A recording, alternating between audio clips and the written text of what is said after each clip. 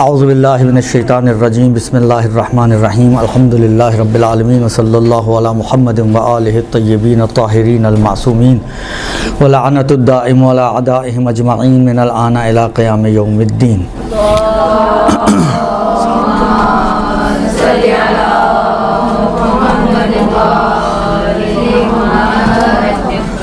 خوب، سب سے پہلے تو معذرت کہ تھوڑی آج دیر ہو گئی، اصل میں گاڑی ملنے میں میری اپنی گاڑی سٹارٹ نہیں ہوئی تو وہ ٹیکسی آنے میں ٹائم لگ گیا، اس لیے معذرت چاہتا ہوں آپ لوگوں سے۔ سب سے پہلے ایک روایت آپ کی خدمت میں عرض کروں جو چھٹے امام جعفر صادق علیہ السلام سے نقل ہوئی ہے۔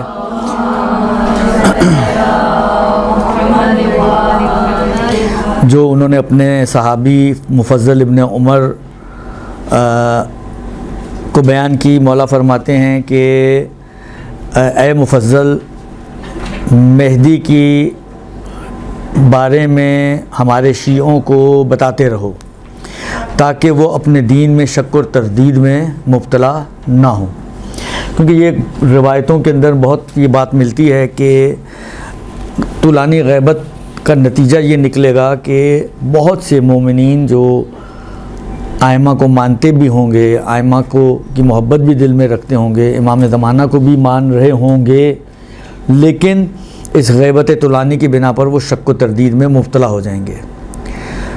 تو یہ باتیں ریپیٹ ہونی چاہیے، باتیں تذکرات آپ کی خدمت میں اور مومنین کی خدمت میں، اور خود ہمارے اپنے لیے ان تذکرات کی انتہائی زیادہ اہمیت ہے تاکہ انسان جو ہے وہ اپنے زمانے کے امام سے ایک تو جڑا بھی رہے، متصل بھی رہے، اور دوسرا یہ کہ وہ اپنے زمانے کے امام کے بارے میں کسی قسم کے شک و شبے میں اور تردید میں مبتلا نہ ہو۔ اچھا، اسی بات کو مد نظر رکھتے ہوئے میں ایک چھوٹا سا سمجھیں چارٹ ٹائپ کا آپ کہہ لیں یا ایک اعداد و شمار کہہ لیں آپ، وہ آپ کی خدمت میں پیش کرنا چاہتا ہوں جو امام زمانہ اجل اللہ فرجہ شریف سے کے مورد میں روایات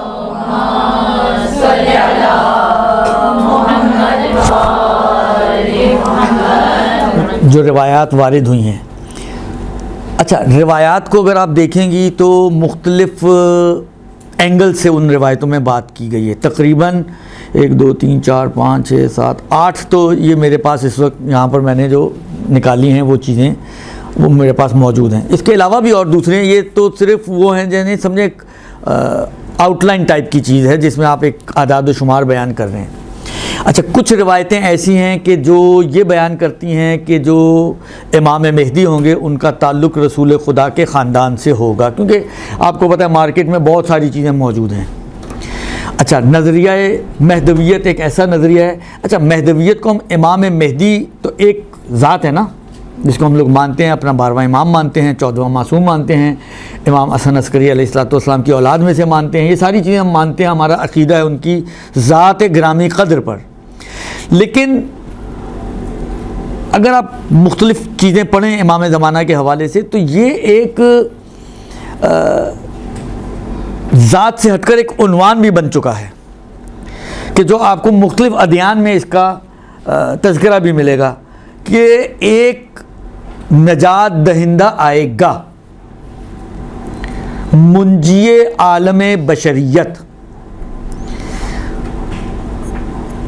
اب ہم کہتے ہیں یہ منجی عالم بشریت حضرت امام زمانہ علیہ السلام ہے، مثلا یہودیوں سے پوچھیں گے وہ کہیں گے حضرت موسیٰ ہیں، مثلا عیسائیوں سے پوچھیں گے کہیں گے حضرت عیسیٰ ہیں۔ مختلف یعنی ہر ادیان میں ایک الگ ذات کی طرف اشارہ ملے گا آپ کو شاید، اور ان کا ہم و غم یہ ہوگا کہ یہ جب آئے گا تو اپنی ہی قوم کو، اپنے ہی معتقدین کو بچائے گا، کما ان کے ہمارا بھی عقیدہ یہی ہے کہ یہ آئیں گے تو ہمیں بچائیں گے۔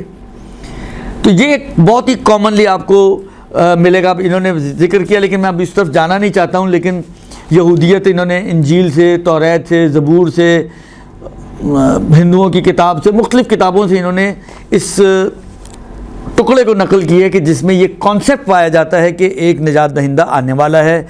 بعد میں اس کی کیفیت بھی بتائی ہے، کس طرح آئے گا، سفید گھوڑے پر ہوگا، ایک تلوار اس کے ہاتھ میں ہوگی اور ایسا ہوگا، ویسا، مختلف چیزیں اس کے اندر پھر بیان کی گئی ہیں۔ لیکن یہ کانسیپٹ اگر آپ ایز اے کانسیپٹ دیکھیں تو مجھے ایسا فیل ہوتا ہے کہ کوئی کسی دین کو مانتا ہو یا کسی دین کو نہ بھی مانتا ہو، تقریباً عالم انسانیت میں یہ کانسیپٹ پایا جاتا ہے کہ ایک منجی، ایک نجات دہندہ، ایک انسان کو کہ جو غر کے در فساد ہوگا، فتنہ ہوگا، اس سے نکالنے کے لیے ایک ہستی آئے گی۔ اب وہ ہستی کو ہمیں طے کرنا ہے، ہم اپنے ظاہری بات ہے اپنے مذہب کے حساب سے طے کریں گے، کوئی کسی بھی اعتبار سے طے کرے، وہ ان کا مسئلہ ہے، ٹھیک ہے نا۔ تو کیونکہ مختلف چیزیں پائی جاتی ہیں اس حوالے سے، تو اس لیے یہ چند اسپیکٹس ہیں کہ جس کے اوپر ہماری روایتوں کی تاکید اور انفسائز ہے کہ جس کے ذریعے ہم یہ طے کر سکتے ہیں کہ وہ کون سی ہستی ہوگی، ٹھیک ہے نا۔ تو پہلی تو یہ کہ تقریباً 389 روایات ایسی ہیں ہمارے پاس کہ جو یہ بیان کرتی ہیں کہ آنے والے کا تعلق، یہ جو منجی عالم بشریت ہوگا، یہ نجات دہندہ جو ہوگا، اس کا تعلق رسول خدا کے خاندان سے ہوگا۔ یہ ایک اینگل ہے۔ 389 روایات، آلموسٹ 400 کے لگ بھگ روایتیں یہ بتا رہی ہیں۔ تو جہاں پہ بھی کوئی ایسا بیچ میں آئے گا کہ جس کا تعلق امام پیغمبر کے خاندان سے نہ ہو، تو وہ آٹومیٹکلی پھر خارج ہو جائے گا کہ وہ تو قطعاً نہیں ہو سکتا، ولو وہ لوگ اپنے عقیدے والے اس کے اوپر جتنی بھی تاکید کریں، لیکن ہمارے اعتقادات کے اعتبار سے وہ قطعاً وہ نہیں ہو سکتا اگر اس کا کسی بھی طریقے سے تعلق خاندان رسالت سے نہ بنتا ہو۔ تو یہ ایک چیز۔ دوسری چیز یہ کہ دیکھیں، خاندان رسالت تو کوئی چھوٹا خاندان تو نہیں ہے نا، ایک بڑا وسیع وسعت رکھنے والا خاندان ہے۔ اس خاندان رسالت سے تعلق رکھنے کے بعد ہمارے پاس تقریباً 148 روایتیں وہ ہیں جو یہ بتاتی ہیں کہ یہ جو خاندان رسالت سے تعلق رکھے گا، یہ حسین کی نویں اولاد ہوگا، اور زیادہ دائرہ آپ کا سمٹ گیا۔ لہذا اگر کوئی ایسا شخص ہے کہ جو حسین کی نویں اولاد نہ بنتا ہو اور وہ دعویٰ مہدویت کرے یا اس کے بارے میں مہدی ہونے کا دعویٰ کیا جائے، جیسا بعض جگہ پر یہ جب ہم بعض حالات پڑھتے ہیں مثلا محمد حنفیہ کے یا اور دوسرے افراد کے، تو ان کے بارے میں بعض لوگوں کا کہنا یہ تھا کہ جی یہ وہی مہدی ہیں۔ تو یہ وہی مہدی کیسے ہو سکتے ہیں؟ یہ تو امام حسین کی اولاد میں سے ہی نہیں ہے۔ تو یہ آٹومیٹکلی ہم کہیں گے کہ جی نہیں، یہ ہو ہی نہیں سکتا کہ یہ وہی مہدی ہوں کہ جن کی بشارت دی گئی ہے۔ تو یہ 148 روایات، ان کا ہم و غم یہ ہے، ان کا پورا فوکس اس بات کے اوپر ہے کہ یہ جو منجی عالم بشریت ہوگا، یہ امام حسین کی اولاد میں سے ہوگا اور امام حسین کی نویں اولاد ہوگا، یعنی نویں پشت۔ یہ دوسرا اینگل۔ تیسرا اینگل یہ ہے کہ اور نیچے آئے تو امام حسین کی اولادوں میں تو ماشاءاللہ آپ شجرے نکال سکتے ہیں نا،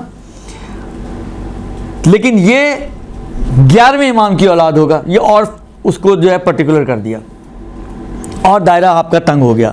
امام حسین کی اولادوں کو اگر آپ دیکھیں اور پھر ان کو چلتے چلتے دیکھیں تو ممکن ہے بہت سارے ایسے بن جائیں، لیکن امام عسکری کی اولاد میں سے ہوگا، یہ اور اس کو پرٹیکولر کر دیا اور اس کو واضح کر دیا اور اس کے دائرے کو تنگ کر دیا۔ یہ تقریباً 146 روایتیں ہمارے پاس ایسی ہیں جس میں یہ تذکرہ موجود ہے کہ آنے والے کا تعلق نویں اولاد ہونے کے ساتھ ساتھ یہ ہے کہ وہ امام عسکری علیہ الصلوۃ والسلام کا فرزند ہوگا، یہ ان کے نسب کے اعتبار سے۔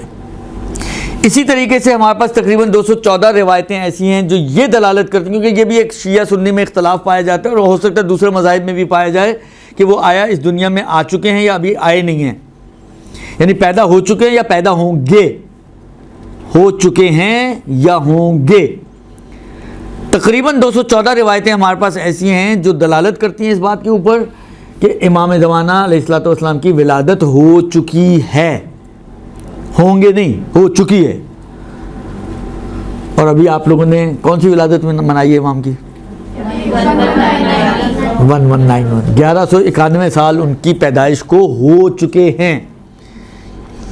تو ہمارے عقیدے کے حساب سے وہ سارے مہدی کہ جن کے بارے میں یہ ہے کہ یہ بھی پیدا ہوگا، یہ آئے گا، یہ ہوگا، یہ ہوگا، یہ ہوگا، وہ سب خارج ہو گئے، اس لیے کہ ہمارا وہ مہدی ہے کہ جو پیدا ہو چکا ہے۔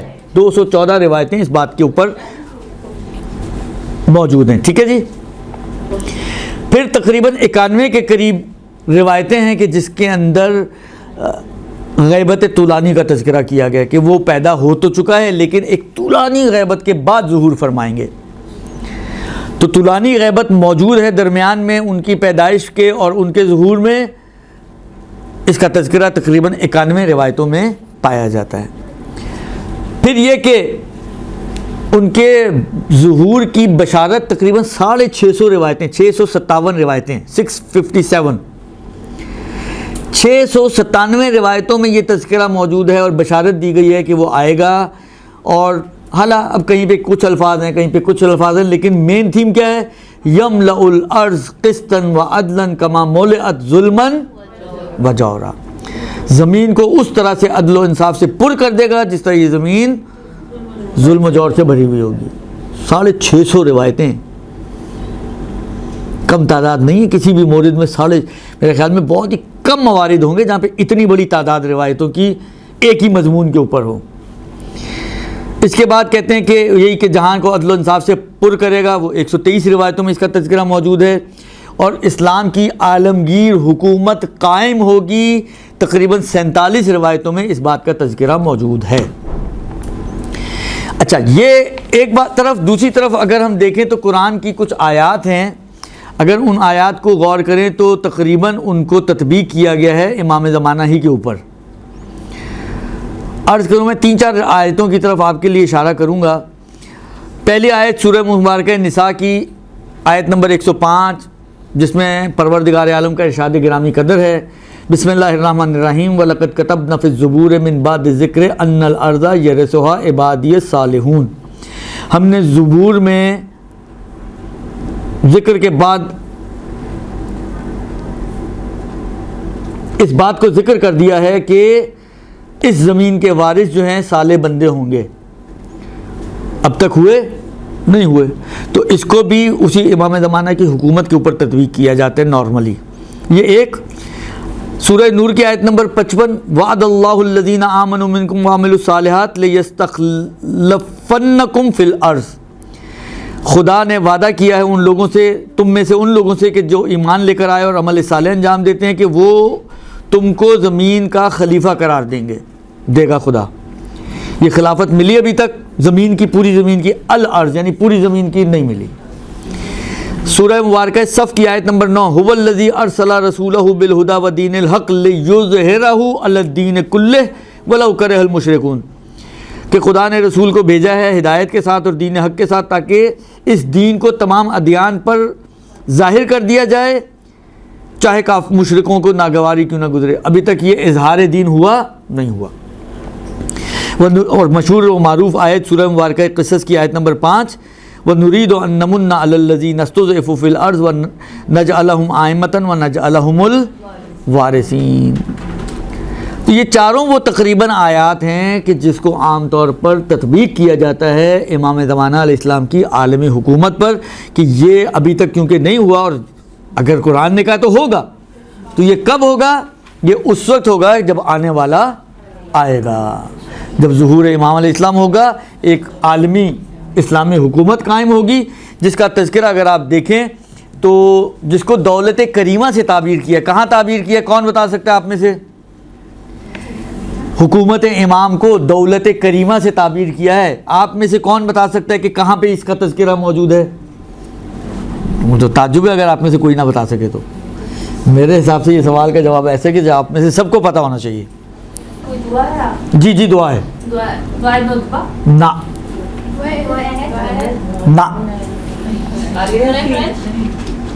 کون سی؟ بارک اللہ. دعائے افتتاح میں آیا ہے، کیا آیا جملہ؟ کہ انا نرغب الیک بدولۃ کریمۃ تعز بها الاسلام واہلہ وتذل بها النفاق واہلہ. درست. لہذا یہ دولت کریمہ سے تعبیر کیا گیا ہے کہ جس دولت کریمہ میں اسلام کو تعز بها الاسلام واہلہ، اسلام اور اہل اسلام کو عزت اور شرف ملے گا، یا یوں کہہ لیں کہ جو ان کا کھویا ہوا مقام و مرتبہ ہے وہ ان کو واپس ملے گا. وَتُذِلُّ بِهَا النِّفَاقَ وَأَهْلَهُ، اور نفاق اور اہل نفاق کو ذلت اور رسوائی کا سامنا کرنا پڑے گا. اچھا، اس میں غور اگر آپ کریں تو یہاں پر اسلام کو کفر کے مقابل میں نہیں لائی یہ دعا. یہ ان کے امام کے دوسرے نائب سے یہ منقول ہے یہ دعا. یہ یہاں پر تو عز بہل اسلام و تذل بہن نفاقہ، نل کفر، کفر نہیں کہا ہے وہاں پر، نفاق کی بات کی ہے۔ شاید اس وقت زیادہ تر لوگوں کی تعداد اہل نفاق کی ہوگی، آج کل بھی ہم لوگ ماشاءاللہ کہنے کو تو ہیں لیکن نفاق کم نہیں ہے ہمارے اندر بھی، تو شاید انہی باتوں کو مد نظر رکھتے ہوئے یہ بات کہی گئی ہو۔ اچھا جی، اس کے بعد میں آپ کی خدمت میں عرض کروں، دیکھیں اگر ہم غور کریں تو بہرحال واقعاً اس میں تو کوئی شک و شبے کی گنجائش نہیں کہ 1100 سال ہمارے زمانہ کا امام ہم سے پردہ غیبت میں ہے۔ اچھا، اب یہ ایک بات آئیے میں ایک اور جملہ آپ کی خدمت میں عرض کروں کہ غیبت کس کی ہے؟ امام ہم سے غائب ہیں یا ہم امام سے غائب ہیں؟ یہ ایک بحث ہے، علماء نے بھی اس کے اوپر گفتگو کی ہے۔ دیکھیں ابھی میں نے آپ کی خدمت میں عرض کیا کہ تقریباً 650 روایتیں ہیں جو ظہور کی بشارت دے رہی ہیں، تو غیب میں کون ہے؟ اس کا مطلب ہے امام غیب میں ہے نا، تو ان کے ظہور کی بات ہو رہی ہے نہ کہ ہمارے ظہور کی بات ہو رہی ہے۔ ہم تو امام کے لیے ظاہر ہی ہیں، ہم ظاہر ہیں امام کے لیے۔ روایتوں کا مفہوم ہے کہ ہم تمہارے حالات سے ناواقف نہیں ہیں، صحیح نا؟ ہمیں تمہاری، جس کو کہے، اب یہ میں شاید اضافی جملہ بریکٹ میں میری طرف سے، کہ تمہارے پل پل کی خبر ہے، اور اگر ہم تمہاری طرف متوجہ نہ ہوتے، لولا ذالکہ، اگر ایسا نہ ہوتا کہ ہم تمہاری طرف متوجہ رہیں، تو یہ اب مفہومی ترجمہ کر رہا ہوں، مفہومی جملہ کا ترجمہ یہ ہے کہ یہ سمجھیں دنیا اور مخالفین تمہیں کھا جاتے۔ تمہاری بقا اس بات کی دلیل ہے کہ ہم تمہاری طرف متوجہ ہیں، وَإِلَّا تم باقی نہ رہتے۔ تو یہ بات جو میری سمجھ میں آتی ہے وہ ظاہر ہے کہ غیبت میں امام ہے، ہم امام کی نسبت غیبت میں نہیں ہیں، امام کے لیے ہم حاضر ہیں، ہمیں امام دیکھتے ہیں۔ یہ اور بات ہے کہ بعض روایتوں میں ایسا لگتا ہے کہ امام ہمارے درمیان میں، ہم ان کو نہیں دیکھ پاتے، ہم ان کو اسی لیے نہیں دیکھ پاتے کہ وہ غیبت میں ہیں، ہم ان کو اسی لیے نہیں دیکھ پاتے کہ وہ غیبت میں ہیں۔ لہذا بعض روایتوں میں یہ ملتا ہے، بعض کتابوں میں بھی آپ نے شاید یہ پڑھا ہوگا کہ جب امام علیہ السلام ظہور کریں گے تو لوگ تعجب سے کہیں گے ارے یہ امام ہے، ان کو تو ہم نے دیکھا ہے، پہچان نہیں پائے، اس لیے کہ وہ غیبت کا پردہ پڑا ہوا تھا اور ہم نہیں پہچان پائے امام کو۔ تو اس بات کو ذہن میں رکھیں، جو ہمارا اپنا عقیدہ بھی ہے۔ مثلاً بعض روایتوں کے جملے ہیں کہ ہر پیر کو اور ہر جمعرات کو ہمارے اعمال امام کو پیش کیے جاتے ہیں، ہر پیر کو اور ہر جمعرات کو ہمارے اعمال، ہماری فائلیں امام کی خدمت میں پیش کی جاتی ہیں۔ اب ہمیں سوچنا چاہیے کہ ہماری فائلوں میں کیا ہونا چاہیے جس سے امام خوش اور راضی ہو سکیں، یعنی ہماری فائلیں ان چیزوں سے پر ہوں کہ جس کا نتیجہ یہ نکلے کہ امام کی بھویں اچک جائیں، امام کا چہرہ متغیر ہو جائے، امام ناراحتی کا اظہار کریں، یا ہمارے اعمال، نامہ اعمال میں ایسی چیزیں ہونی چاہیے کہ جس سے امام خوش ہوں کہ یہ دیکھو یہ ہیں میرے ماننے والے۔ وہ جو ان کے اجداد نے جو جملہ کہا ہوا ہے نا کہ کونوا لنا زینا ولا تکونوا علینا شینا، وہ کہیں یہ ہیں علینا زینا، یہ ہیں لنا زینا، یہ ہماری زینت کا سبب بن رہے ہیں۔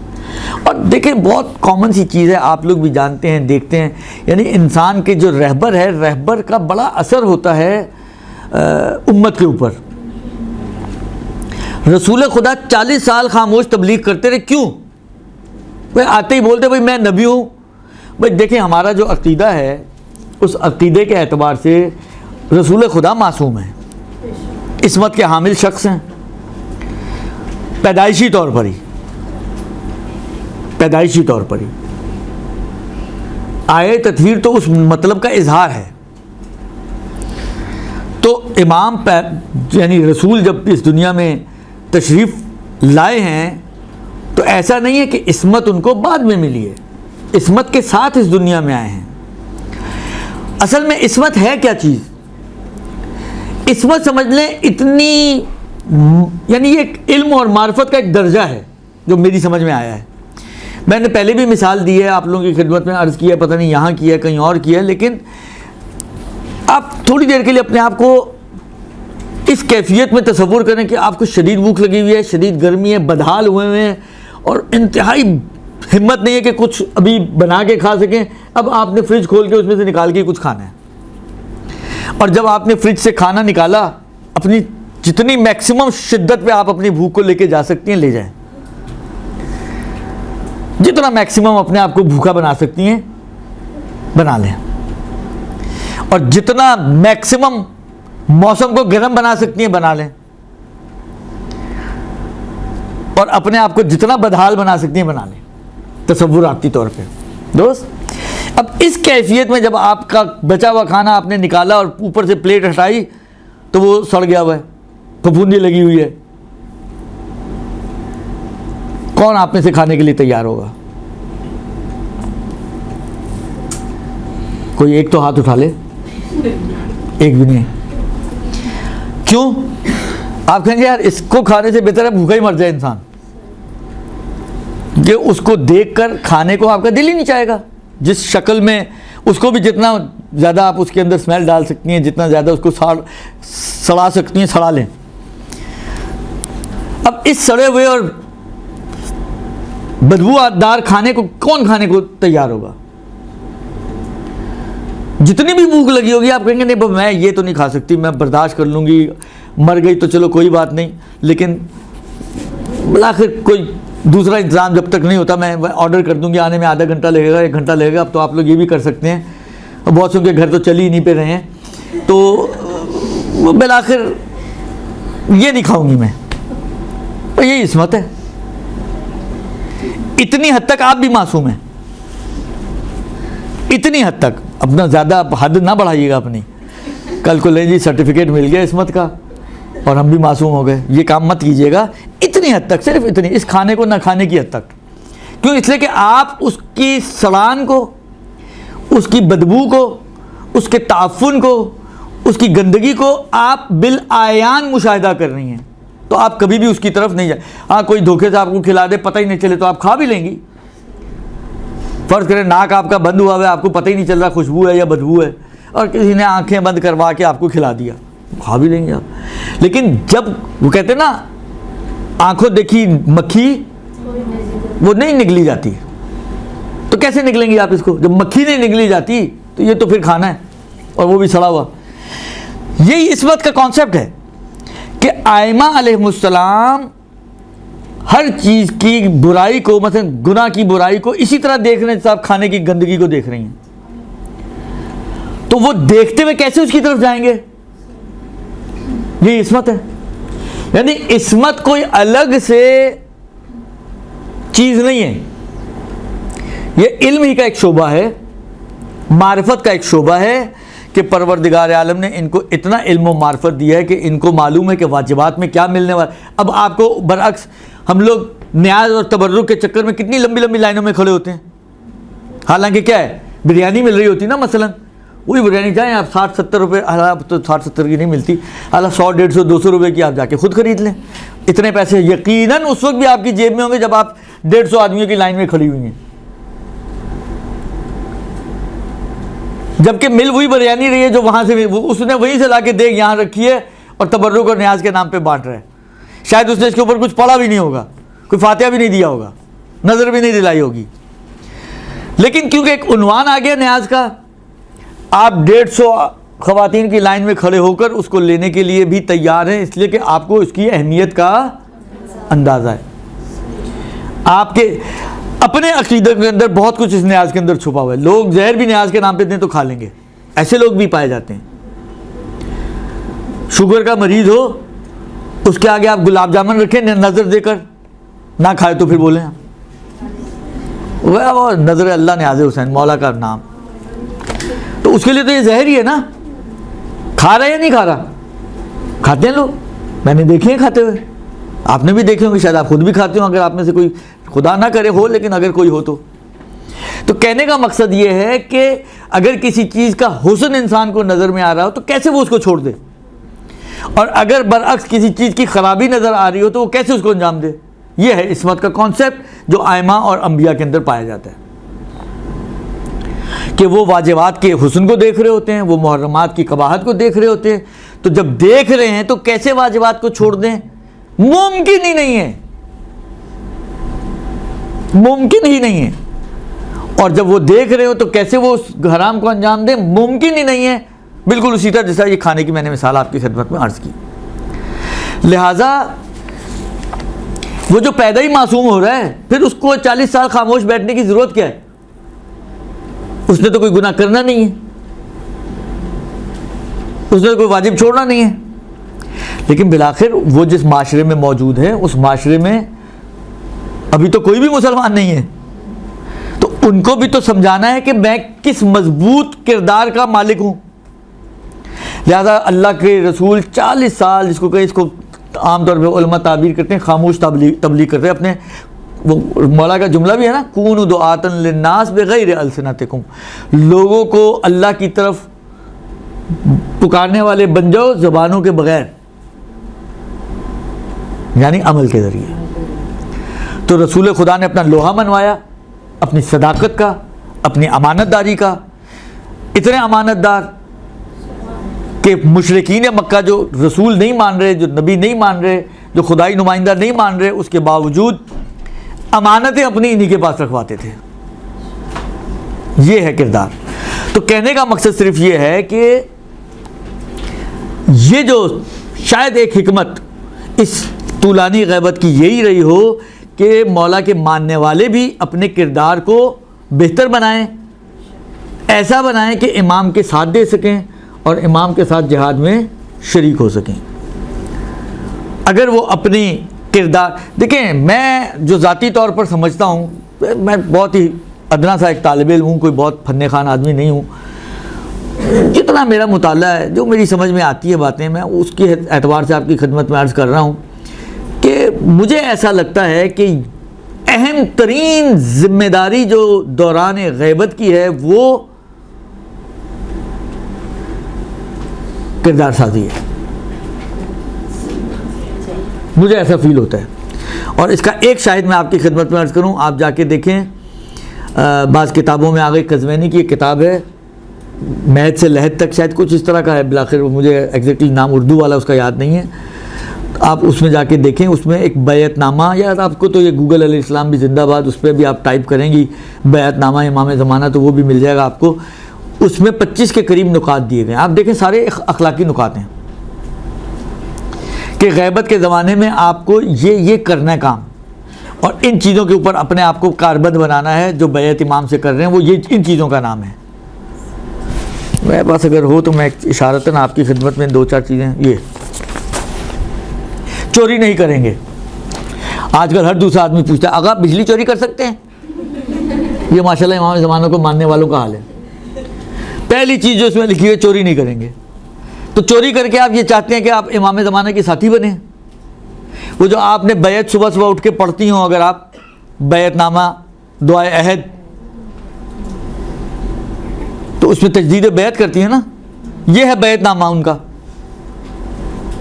کیسے اس کے ساتھ سازگار کریں گی آپ؟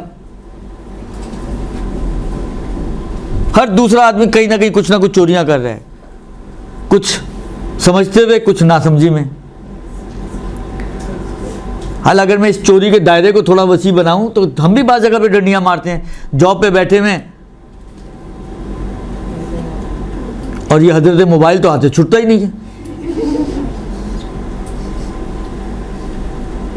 جو ڈرامہ رات کو شروع کیا تھا رہ گیا, وہ صبح آفس میں جا کے پورا کیا. تو اس 20 منٹ کا جواب کون دے گا؟ یہ بھی چوری ہے نا ایک طرح کی. چوری یعنی سامنے والے کو بتائے بغیر اس کا مال لے لینا. آپ نے اس کو بتائے بغیر اس کے پیسے لے لیے, اس تنخواہ کے, تو چوری ہوگی نا ایک طرح کی.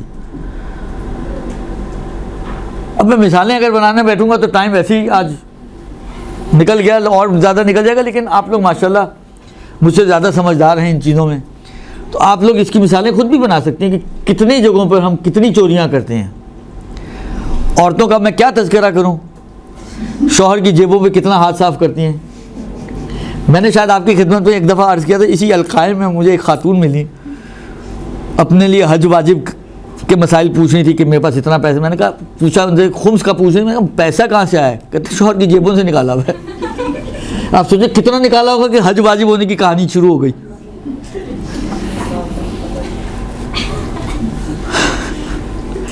اب ہاں اگر شوہر نے اجازت دی ہوئی ہے تو ایک الگ مسئلہ ہے. شوہر کہہ رہے ہوتے ہیں کہ جو ہمارا ہے وہ سب تمہارا ہے. وہ اس طرح سے نہیں کہہ رہے ہوتے ویسے, وہ اس طرح سے نہیں کہہ رہے ہوتے. چلیں ایک تجربہ کر کے دیکھ لیں. آج بتائیں جا کے شوہر کو کہ میں نے کتنی جیب کاٹی ہے تمہاری, پھر دیکھیں اس کا ریئیکشن بتائے گا آپ کو کہ وہ یہ شامل ہے اس میں یا شامل نہیں ہے. تو کہتے ہیں کہ میں تو عامر صاحب کا شکریہ ادا کروں گا کہ انہوں نے یہ مت کہا کہ آپ نہیں لے سکتے. میرے شوہر تو کہتے ہیں میں تو مولانا صاحب کا شکریہ ادا کروں, مگر اجازت ان کی بھی ہے. دیکھیں جہاں میں دیکھیں میری بات سنیں, ہم جو بات کر رہے ہوتے ہیں اگر اجازت دی ہے شوہر نے تو وہ آٹومیٹکلی خارج ہو گیا نا. وہ تو اجازت سے کسی کا مال لیں تو وہ تو چوری نہیں بنتا نا, وہ تو خارج ہو جاتا ہے. اجازت ہوتی ہے, ہوتی ہے تو آپ لوٹیں جتنا مرضی, کوئی ایشو نہیں ہے. مگر اب البتہ یہ جملہ نہ ان کو سنائیے گا, وہ سارا شکریہ جو ہے نا وہ شکریہ ادا کروں گا مولانا صاحب کا. میں وہی کہہ رہا ہوں نا, یہ جملہ اگر سنا دیا آپ نے تو پھر شکریہ سارا الٹا ہو جائے گا. تو خیر, تو کہنے کا مقصد یہ ہے کہ چوری نہیں کروں گا, اخلاقی حکم ہے نا, اخلاقی بھی ہے اور شرعی بھی ہے. مسلمان کو گالی نہیں دوں گا, سڑکوں پہ چلے جائیں آپ, ایک سے بڑا ایک مسلمان آپ کو ملے گا. حد کی حرمت نہیں کروں گا, بے احترامی نہیں کروں گا. یعنی آج کل معاشرے میں کتنا احترام بچا ایک مسلمان کا, ایک مومن کا. کسی کو ناحق نہیں ماریں گے. اب اس مارنے سے مراد ممکن ہے قتل کرنا ہو, اور یہ تو بہت بڑا مارنا ہو گیا نا. وہ جو چھوٹے چھوٹے آپ لوگ گھروں میں مارتی ہیں بچوں کو نا, وہ بھی ہو سکتے شامل ہو جائے اس میں. مار لکھا ہوا ہے مارنا, ناحق نہیں ماروں گا. تو ہو سکتا ہے وہ بھی ہو سکتا ہے وہ بھی ہو سکتا ہے دونوں ہی ہو. لفظ تو ایسا ہی ہے. اب اس کا عربی دیکھوں تو کچھ شاید سمجھ میں آئے. نشاور چیز کا استعمال نہیں کریں گے. کتنا بڑھ چکا ہے ہمارے معاشرے میں یہ منشیات. مال و دولت کے آگے سر نہیں جھکائیں گے. ہمارا سر جھکتا ہی وہیں ہے جہاں مال و دولت ہو. خدا کے آگے کم جھکتا ہے, اگر جھکتا بھی ہے تو فارمیلٹی کے طور پہ جھکتا ہے. اصل تو جھکتا ہے انہی لوگوں کے سامنے جن کے پاس مال و دولت ہے, جن کے پاس اقتدار ہے, جو صاحبان اقتدار ہیں. آپ دیکھیں کیا ہے معاشرے کا حال. رہزنی نہیں کریں گے, یہ سنیچنگز, یہ کون, یہ اگر ہو جائے تو اب آپ سوچیں تو صحیح کہ معاشرہ کیا بنے گا آپ کا. اور جب یہ نہیں ہے تو یہ آپ کا کراچی ہے, آپ کراچی میں لینڈ کر گئے. سب کچھ یہی ہو رہا ہے, سب کچھ ہو رہا ہے. اب میں باقی چیزوں میں نہیں جاؤں گا. اچھائی کا حکم دیں گے, برائی سے روکیں گے, نجاست سے نفرت کریں گے, کھردرا لباس پہنیں گے, کھاڑی پہننا شروع کر دیں. خدا کی راہ میں ایسا جہاد کریں گے جو جہاد کا حق ہے. واہ کمال. خوب, یہ خلاصہ, یہ تو میں نے دو چار چیزیں آپ کی خدمت میں عرض کر دی. تو یہ ہے وہ بیعت عامہ. کتنا ہم اس بیعت پہ کاربند ہیں. صبح اٹھ کے روز کہتے ہیں انی اجدد لکم فی سبحیت ھذا او الاخر. آپ اجددو کرتے ہیں اور یہ ہمارا اجددو ہے. ہم ان چیزوں پہ تجدید کر رہے ہیں. ان چیزوں پہ کتنی کرتے ہیں آپ ان چیزوں پہ تجدید, کتنی پابندی کرتے ہیں ہم ان چیزوں کی. اپنے گھر کے دائرے سے شروع کریں آپ, اور معاشرتی دائرے میں آپ آ جائیں. قدم قدم پر ہمارے اس وقت جو کردار ہے ہمارا, واقعاً انتہائی کیا بولے, انسان کے دکھ ہوتا ہے مومنین کو دیکھ کے, مسلمانوں کو دیکھ کے کہ یہ کیسے مسلمان ہیں, یہ کیسے مومنین ہیں. نہ اسلام کی کہیں چس نظر آتی ہے, نہ ایمان کی کہیں چس نظر آتی ہے. صرف نام کا مومن, نام کا مسلم. اس سے زیادہ یقین مانے کچھ معاشرے میں کو دیکھ کر آپ کو نہیں اندازہ ہوتا کہ کہیں کچھ اور بھی ہے. تو یہ جو غیبت کا زمانہ ہے, یہ سمجھے ہمارے اپنے لیے ایک کردار سازی کا زمانہ. بڑی یعنی میری جو سمجھ میں آتا ہے, بڑی جو اس کی جو حکمت ہے وہ یہی ہے کہ انسان اپنے آپ کو ان کے قابل بنائے. یہ اتنی ساری ہمارے پاس روایتیں موجود ہیں, ہم ہر چیز کربلا سے نکالنے کے چکر میں رہتے ہیں. ان کو کیوں نہیں پڑھتے؟ یہ بھی تو ہے نا, یہ بھی تو بیان کرنے والے ائمہ ہی ہیں نا. صحیح ہے, جو کربلا سے نکلتا ہے اس کو وہاں سے نکالیں, اور جو نہیں بھی نکلتا زبردستی تو نہ نکالیں, یہ ہے. مگر امام حسین میں اور امام زمانہ میں کوئی فرق ہے امام ہونے کے اعتبار سے؟ وہ بھی ہادی ہیں, وہ بھی ہادی ہیں, ان کا کام بھی ہدایت ہے, ان کا کام بھی ہدایت ہے. وہ بھی منصوص من اللہ ہیں, وہ بھی منصوص من اللہ ہیں. وہ بھی اولاد رسول میں سے ہیں, وہ بھی اولاد رسول. ساری شرائط ایک جیسی ہیں. تو ہمارا کیوں اتنا انفسائز ہے کہ ہم نے سب کچھ بس کربلا سے ہی نکالنا ہے؟ باقی چھٹے امام کے اقوال ہمارے لیے حجت نہیں ہے, پانچویں امام کے اقوال ہمارے لیے حجت نہیں ہے, ساتویں, آٹھویں, نویں, 10ویں, 11ویں, 12ویں, کوئی ہمارے لیے حجت نہیں ہے. ساری چیزیں اسی طرح حجت ہیں کمائین کے جس طرح ہمارے لیے امام حسین کے اقوال حجت ہیں. اور یہ تو شکوہ امام حسین کا بھی تھا, میدان کربلا میں انہوں نے ظاہراً یہ شکوہ کیا جو مجھے اب یاد پڑ رہا ہے, یا کم سے کم اسی سفر کے دوران, حالانکہ اگر میدان میں نہ بھی ہو, مجھے میدان ہی یاد پڑ رہا ہے. لیکن یہ شکوہ ان کا بھی تھا کہ دین کا دعویٰ کرنے والے بہت سے ہیں, لیکن جب وقت آتا ہے تو قلت دیانون, دین پر عمل کرنے والے بہت کم ملیں گے آپ کو. زبان چلانا تو بہت آسان کام ہے. ہر گھر میں ایسے لیکچرار پائے جاتے ہوں گے جو بچوں کو ہر وقت لیکچر ہی دیتے رہتے ہیں.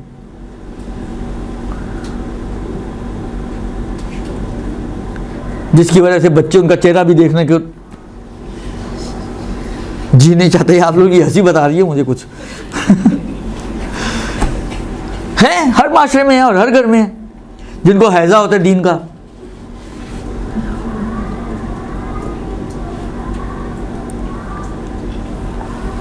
صحیح ہے, دیکھیں دین بتانا ہے بچوں کو, یہ ایک اہم ترین ذمہ داری ہے. غیبت کے زمانے میں والدین کی ذمہ داریوں میں سے ایک ذمہ داری بیان کی گئی ہے کہ وہ اپنے بچوں کو دیندار بنائیں, ان کو اخلاق اسلامی سکھائیں. مفہوم روایت, یہ ان کی ذمہ داریوں میں سے ایک ذمہ داری ہے.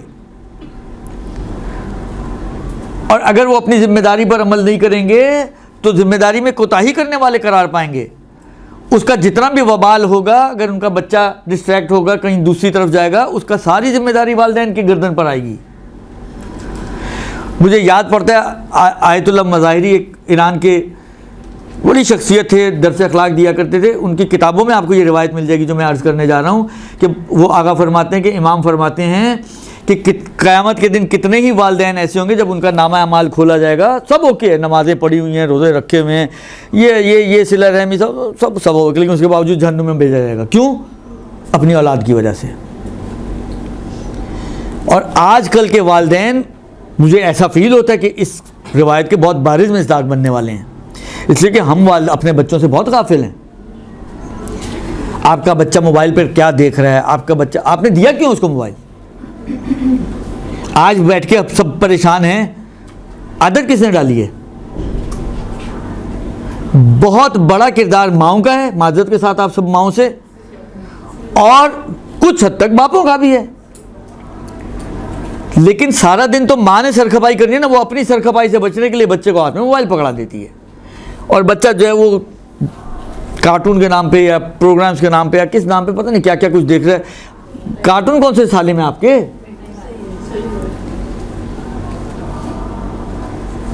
تو ہم اگر اپنے بچوں سے غافل رہیں گے, بچوں کی تربیت اس انداز سے کریں گے, موبائلوں کے ذریعے بچوں کو ہم چاہیں گے کہ وہ دیندار بچہ بن جائے, تو میں آپ کو لکھ کے دے دوں, جس کی کہیں گی قسم بھی کھانے کے لیے تیار ہوں, آپ کا بچہ دیندار نہیں بنے گا. اس لیے کہ وہ موبائلوں پہ بیٹھ کر مجلسیں نہیں سنتا, وہ موبائلوں پہ بیٹھ کر القائم کے درس اخلاق نہیں سنتا, درس عقائد نہیں سنتا, وہ موبائلوں پہ بیٹھ کر اپنے مطلب کی چیزیں دیکھتا ہے. آج کا بچہ آپ دیکھیں, یہ فرق تو پڑ رہا ہے نا, آپ خود ماشاءاللہ, آپ لوگ جو تھوڑے پیچھے کے ہیں, اس کے بعد کے ہیں, اس کے بعد کے ہیں, آپ لوگ اگر اس 50 سال کی ہسٹری کو دیکھیں تو آپ دیکھیں پہلے بچے کا ایٹیٹیوڈ ماں باپ کے ساتھ کیا ہوتا تھا, آج بچے کا ایٹیٹیوڈ کیا. ہاں اکا دکا پہلے بھی ہوتے تھے, لیکن پہلے اکا دکا ہوتے تھے, آج اکا دکا بچے ہیں جو نہیں ہیں. کتنا بڑا فرق ہے. آج والدین پریشان ہے کہ ہمارا بچہ ہمارے ساتھ زبان چلاتا ہے, ہمارے آگے بدتمیزی کرتا ہے. بعض والدین اس پہ پریشان ہے کہ ہاتھ اٹھا لیتا ہے. تو یہ کہاں سے آئی یہ چیزیں؟ یہ ساری وہ چیزیں ہیں کہ جو ہم نے اپنے بچوں کو خود اپنے ہاتھوں سے ان کو جہنم میں جھونک رہے ہیں. ان کو تو جھونک رہے ہیں, اپنے آپ کو بھی جھونک رہے ہیں. میں آپ لوگوں کے اور اس چینل کے توسط سے گزارش کروں گا کہ خدا را اپنے بچوں کے موبائلز کو کنٹرول دیکھیں اب آپ کہیں کیسے کریں، اس کا کوئی دعا بتا دیں، تو دعاؤں سے مسئلے حل نہیں ہوتے ہیں، صرف دعاؤں سے. دعائیں کارساز ہیں، لیکن دعاؤں کے لیے بھی کہا گیا نا کہ دوا کے بعد دعا کریں. آپ بغیر دوا کے دعا کوئی اثر نہیں رکھتی. دکان کھولنے کے بعد دعا کریں، آپ گھر بیٹھ کے دعا کریں من و سلوہ آ جائے تو نہیں آئے گا. تو آپ کو اپنی ذمہ داری انجام دینی پڑے گی. آپ مجھے ایک بات بتائیں، تربیتوں کے لیے بہت ساری چیزوں کے لیے ہمارے اپنے، اگر ہم ماں باپ کو دیکھیں، آپ لوگ اپنے ماں باپ کو دیکھیں، انہوں نے کیا قربانیاں نہیں دی ہیں؟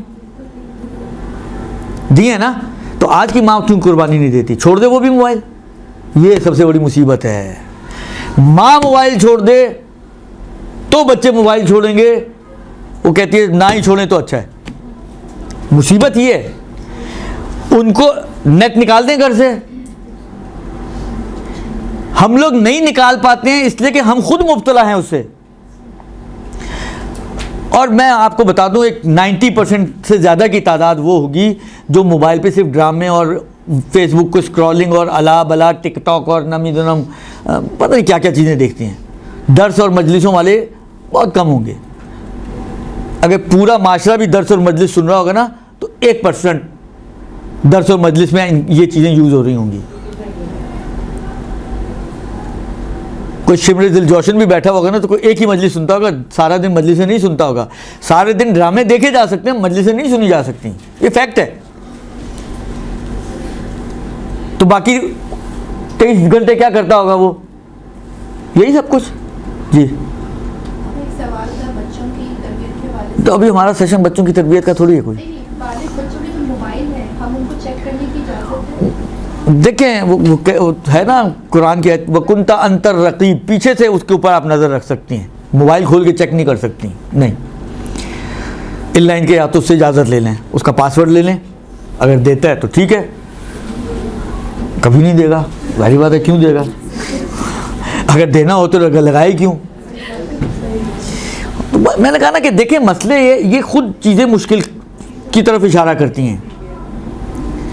یہ چیزیں خود مشکل کی طرف اشارہ کرتی ہیں. لہذا عرض خدمت یہ ہے کہ قربانیاں اول سے دی جا رہی ہیں. والدین بچوں کی اچھی تربیت کی، یعنی یہ جو والدین آپ کے خیال میں 2 جابز کرتے ہیں اور سارا دن جو ہے وہ نوکریاں کرتے ہیں، کیوں کرتے ہیں؟ کرتے کیوں ہیں؟ بچوں کے لیے کرتے ہیں نا. یعنی وہ اپنی نیند، آرام، چین، سکون، سوشل لائف سب کچھ قربان کر رہا ہے بچوں کے لیے، مگر یہ قربانی دینے کے لیے تیار نہیں ہے بچوں کے لیے.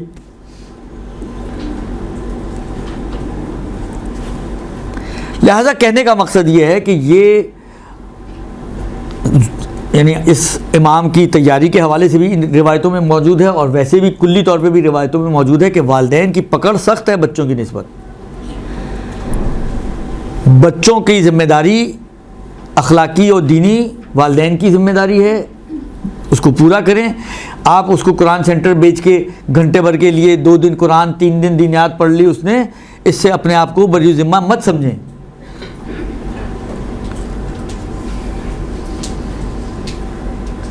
اس کے لیے دیکھیں جسے ہم پاکستان کے بارے میں سوچتے ہیں نا کہ پاکستان کو سدھارنے کے لیے کوئی بڑا انقلاب کی ضرورت ہے. یعنی آپ کا تو جس ادارے پہ انگلی رکھیں ماشاءاللہ ہے، تو ایک بہت بڑی چینج کی ضرورت ہے نا. گھر میں بھی انقلاب لانے کے لیے بڑی چینج کی ضرورت ہے. اگر تیار ہیں تو آئے گا انقلاب، نہیں تیار ہیں تو نہیں آئے گا انقلاب. اپنے آپ کو پہلے محدود کریں. وہ بہت ہی مشہور و معروف واقعہ ہے، اب میں اس کی صحت سند وغیرہ کے اندر نہیں جانا چاہتا، لیکن بالآخر ایک اخلاقی واقعہ ہے اور آپ لوگوں نے سنا بھی ہوگا اور علماء سے ہی سنا ہوگا، ان کی زبان سے بھی سنا ہوگا کہ ایک خاتون اپنے بچے کو رسول خدا کے پاس لے کر آئی کہ یا رسول اللہ یہ میٹھا بہت کھاتا ہے، اس کو ذرا سمجھائیں کہ میٹھا کم کھایا کرے، نقصان دہ ہوتا ہے دانتوں کے لیے، جو بھی ہے بالآخر جو ماؤں کے رونے ہوتے ہیں. رسول خدا نے کہا 3 دن بعد آنا. لے گئی، 3 دن بعد آئی تو رسول خدا نے اس کو موعظہ کیا.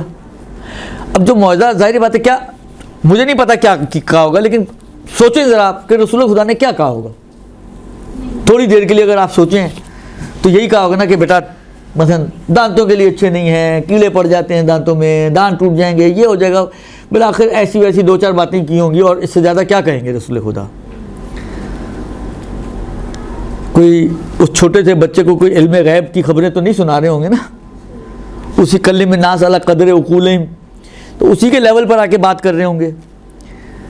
तो जब ये बातें सुनी तो खातून ने कहा यही बोल रही थी, 3 दिन पहले ही बोल देते। कहा उससे पहले तक मैं भी खाता था, पहले मैंने 3 दिन छोड़ा है, उसके बाद मैंने इसको। तो ये है कायदा, ये है काम करने का तरीका। अगर बच्चों को सुधारना चाहते हैं, बच्चों पे काम करना चाहते हैं, तो सीरत नबवी को इख्तियार करें। खुद छोड़ें फिर बिठाएं बच्चों को,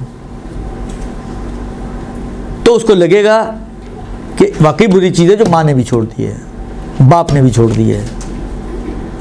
लेकिन आप इस्तेमाल करते रहें और चाहें वो छोड़ दे, तो ऑटोमेटिकली उसके जहन में कॉन्फ्लिक्ट है ना कि बुरी है तो ये क्यों कर रहे हैं और अच्छी है तो हमें क्यों रोक रहे हैं। वो कभी भी वो उस नतीजे पे नहीं पहुंच सकेगा जो आपका मतलूबा नतीजा है। इसीलिए कहा जाता है कि लमा तक़ूलूना मा ला तफ़अलून, जो खुद नहीं करते वो कहते क्यों हो। कहना है तो करो, नहीं करना तो ना कहो। ये तकरीबन मफ़हूम आयत का बनेगा।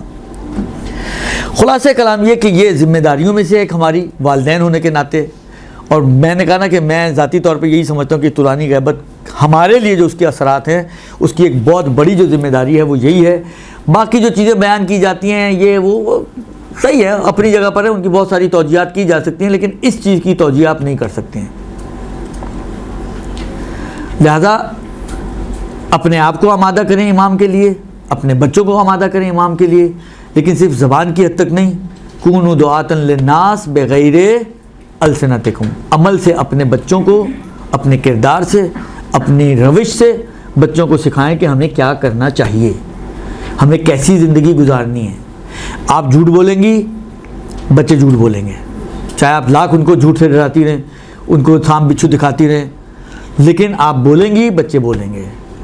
आप अपने शौहर के साथ बदतमीज़ी करेंगी, आपकी बेटियां अपने शौहरों के साथ बदतमीज़ियाँ करेंगी, चाहे आप लाख उसको शौहर का मकाम व मर्तबा सिखाती रहें। लेकिन आप अगर झूठ नहीं बोलेंगी, देख के आपका बच्चा सीखेगा कि झूठ नहीं बोलना चाहिए। आप शौहर का एहतराम करेंगी, वालिदैन का एहतराम करेंगी, बच्चों के साथ मोहब्बत शफ़क़त से पेश आएंगी, बड़ों के साथ एहतराम से पेश आएंगी। ये आपका रवैया ही बच्चे को सिखाने के लिए काफ़ी होगा, उधर फिर बोलने की ज़रूरत नहीं पड़ती है। हमारी सबसे बड़ी मुश्किल यही है कि हमारे रवैयों में, कौल और फ़ेल में इतना तज़ाद है कि बच्चा बेचारा कन्फ्यूजन की ज़िंदगी ही गुजारता रहता है कि करना क्या आखिर। झूठ बोलना बुरा है तो मुझसे क्यों बुलवाते हैं ये झूठ बार बार कि जाके बोल दो अब्बा घर पे नहीं है, और अगर अच्छा है तो मुझे हमें भी बोलने दें, खुल के बोलने दें,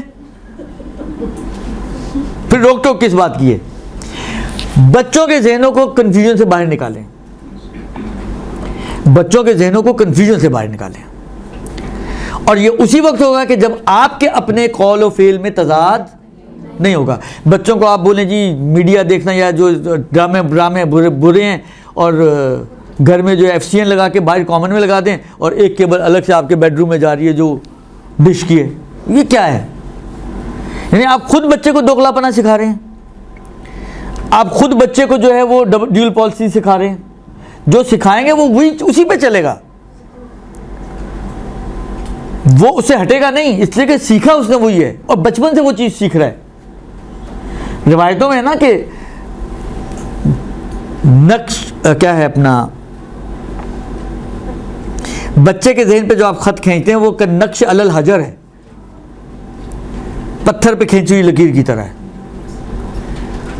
कि टूट जाता है पत्थर मगर लकीर मिटती नहीं है। तो आपने जो नक्श दर हजर वाली ज़माना था उसमें जो नक्श छोड़े हैं वो इतनी आसानी से थोड़ी जाएंगे कोई, वो फिर ज़िंदगी भर साथ रहते हैं। और ये बच्चा माँ की गोद से ही ऊपर तक करप्शन और برائیاں ہی سیکھتا ہے، اچھائیوں کی طرف یہ عام طور پہ نہیں جاتا ہے۔ ہاں استثناءات ہر جگہ ہو سکتے ہیں، کوئی خدا کا لطف کہیں پہ بھی آ سکتا ہے، شامل حال ہو سکتا ہے، کسی ماں باپ کی دعا کہیں پہ بھی بچے کو لگ سکتی ہے، وہ ایک الگ چیزیں ہیں، لیکن جو نارمل روٹین ہے میں اس کے حساب سے آپ کی خدمت میں بات عرض کر رہا ہوں۔ اس کے علاوہ میں آپ کی خدمت میں عرض کروں کہ اب یہ آپ کے کام کی بات ہے، البتہ اس میں آپ لوگوں کا نام نہیں ہے، لیکن ہے آپ کے کام کی بات کہ ایک راوی نے ظاہراً 5ویں یا 6ٹھے امام سے وہ سوال پوچھا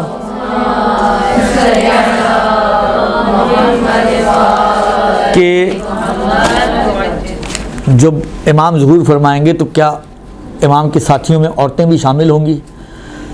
تو امام نے 13 عورتوں کا تذکرہ کیا، کہا کیا کریں گی امام کے لشکر میں اگر یہ ہوں گی تو کریں گی کیا؟ تو ان کا وہی کام جو رسول خدا کی زندگی میں خواتین لشکروں میں کیا کرتی تھیں، مرہم پٹی کا اور یہ ساری چیزوں کا۔ پھر انہوں نے نام پوچھے، اس میں کچھ نام انہوں نے بتایا، نام میرے ذہن سے اس وقت نکل گئے، کچھ نام شاید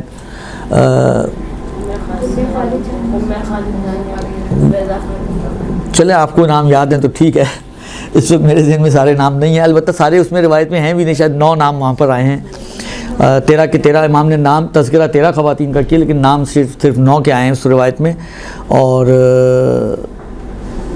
بلاخر ان کا بھی ایک رول اپنی جگہ پر ہے۔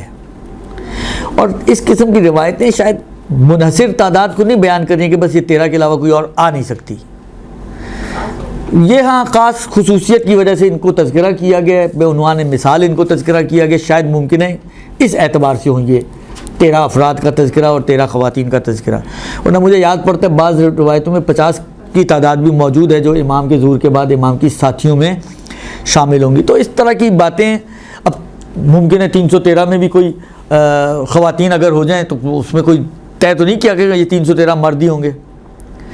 اب یعنی روایتیں بہت مختلف ہیں اور مختلف اعتبار سے ان کی توجیہات کی جا سکتی ہیں، لیکن بہرحال اتنا سمجھ میں ضرور آتا ہے کہ اس حصے میں جو ظہور امام کا حصہ ہے اور ظہور امام کے ساتھ ساتھ جو ہے وہ جہاد امام کا حصہ ہے، اس حصے میں اگر مرد حضرات ایکٹیو ہوں گے تو خواتین بھی ایکٹیو ہیں، ان کے نام بھی موجود ہیں، ان کا کردار بھی وہاں پر موجود ہے کہ جو امام کے ظہور میں ایک اور وہ تو ظہور کے بعد کی بات ہے، میں نے کہا نا کہ اس غیبت کے زمانے میں بہت بڑا رول ہے عورتوں کا کہ جو وہ بچوں کی تربیت کر کے اپنا اگر رول چاہیں تو ایک بڑا رول پلے کر سکتی ہیں امام کے ساتھیوں کو تیار کرنے کے لیے، خود بھی تیار ہوں گی آٹومیٹکلی، اگر جس کو میں نے عرض کیا اس طرح آپ کام کریں گی کہ پہلے خود کریں اور پھر کروائیں تو خود بھی تیار ہوں گی، اور اگر انہی شرائط کے اوپر آپ کے بچوں کی تربیت ہوگی تو آپ کے بچے بھی تیار ہوں گے، اور وہی شرائط اگر آپ میں بھی ہوں گی تو کیسے ہو سکتا ہے کہ بچے تو آپ کے امام کے لشکر میں ہوں لیکن آپ نہ ہوں؟ معقول نظر آتا ہے آپ کو؟ مثلا جو چیز مثلا یہ 25 چیزیں ہیں، جو 25 چیزیں آپ نے بچوں کو سکھائی ہیں، سمجھائی ہیں، اور بچوں کی ان 25 پوائنٹس پر تربیت کی ہے اور بچوں میں وہ 25 خصوصیات پائی جاتی ہیں، تو جس طرح بتایا گیا ہے اس کے مطابق اگر آپ نے عمل کیا ہوگا تو اس کا مطلب ہے یہ 25 خصوصیات آپ میں بھی ہوں گی۔ تو بچے تو ان 25 خصوصیات کی وجہ سے امام کے لشکر میں جائیں اور آپ نہ جائیں، یہ ہو سکتا ہے؟ مگر قطعاً آپ بھی پھر جائیں گی، کیونکہ یہ کرائٹیریا یہ ہے نا، جس میں کرائٹیریا ہوگا وہ جائے گا، جس میں نہیں ہوگا وہ محروم رہ جائے گا۔ لہذا کوشش کریں کہ اس کرائٹیریا کو اپنے اندر بھی پیدا کریں، اپنے بچوں میں بھی پیدا کریں، تاکہ آپ اور آپ کے بچے دونوں مل کر ایک ساتھ، اور شوہروں کو بھی نہ چھوڑیں، ان کے اوپر بھی کام کریں، کوشش کریں کہ وہ بھی انسان کے بچے بنیں اور سدھرے ہوئے ہو جائیں اور یہ شرائط ان میں بھی پائی جائیں، تو پورا گھر جائے گا امام کی خدمت میں اور امام کی ساتھ دے گا، امام کے ساتھ جہاد کرے گا۔ اور اچھا ایک آخری بات، بس 2-4 منٹ ہیں میں عرض کر دوں آپ کو۔ اچھا آپ نے دیکھا ہوگا، یہ مجھے لگتا ہے کہ تھوڑی سی غلطی ہو رہی ہے ہم لوگوں سے، اس لیے اس کا تذکر میں جلدی 2 منٹ میں دے دوں۔ وہ یہ ہے کہ آپ دنیا کے حالات کو دیکھتے ہیں، آپ بعض روایتوں کو دیکھتے ہیں، ہم لوگ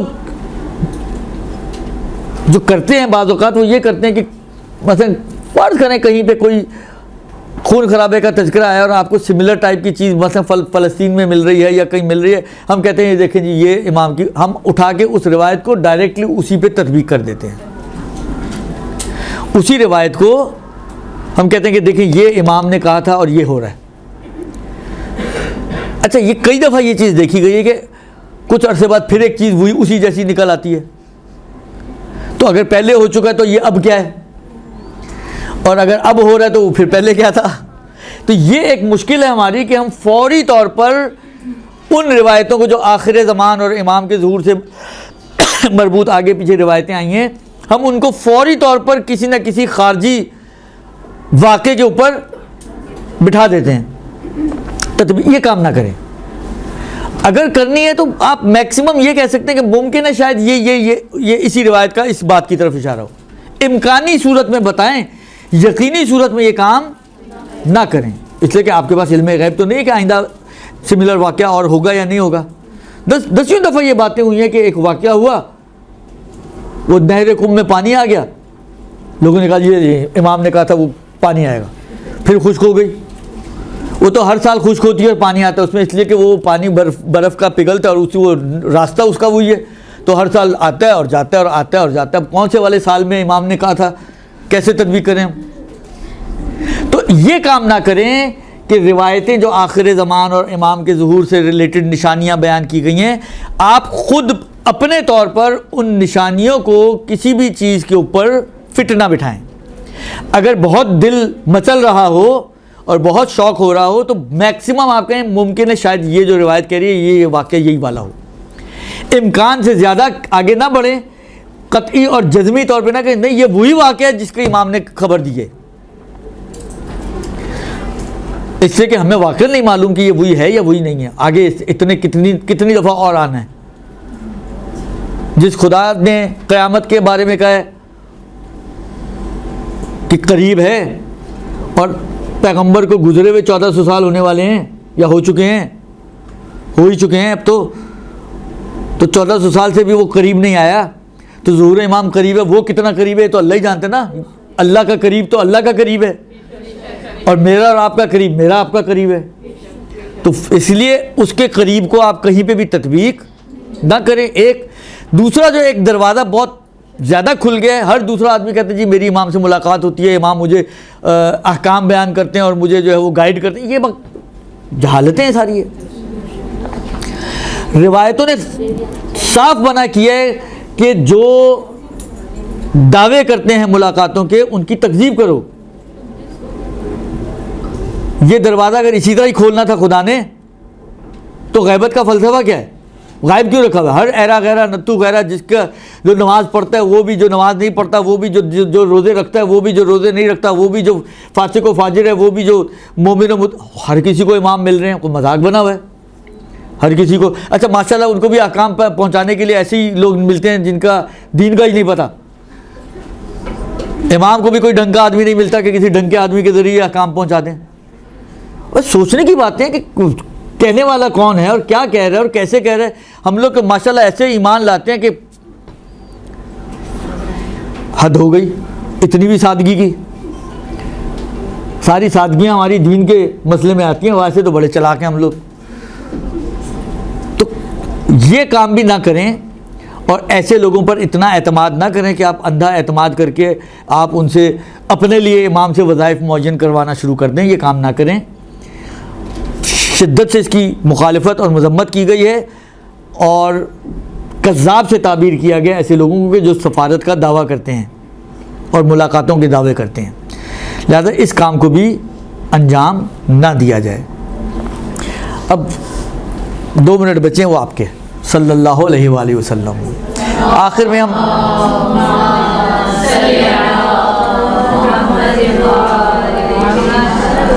خدا سے ایک چھوٹی سی دعا کر لیتے ہیں کہ پروردگارہ تجھے محمد و آل محمد کا واسطہ ہمیں توفیق عنایت فرما کہ ہم تیری حجت کو پہچان سکیں, ہم تیری حجت کے مطابق اپنی زندگیوں کو گزار سکیں, اپنی بھی تربیت کر سکیں, اپنے بچوں کی بھی تربیت کر سکیں, اپنے گھر والوں کی بھی تربیت کر سکیں.